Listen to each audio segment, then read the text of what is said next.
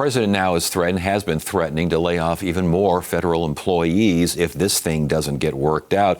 What is the economic impact of that around the country, here in Arizona? So it depends on whether or not we're going to see a permanent loss in that economic activity, or if it's going to be something that's just postponed. So if they're talking about furloughing hundreds of thousands, not just tens of thousands, hundreds of thousands of individuals, they're going to pull back if they're not getting a check, and they're not going to be spending as much, which means we're going to have a little bit of a slower period in terms of the economy. Now, if it's just postponing purchases, then the next period we're going to have a little bit of a spike when they end up purchasing those items that they were planning to. But not everything is delayable. Entertainment, perishable items, there's a lot of different things where you're not going to be able to fill that hotel room from 2 weeks back that was vacant. I was going to say, that seems like quite the gamble here. It seems like a gamble saying it'll all be okay in a certain time. You don't know if it's going to be okay, and you don't know how it's going to be okay.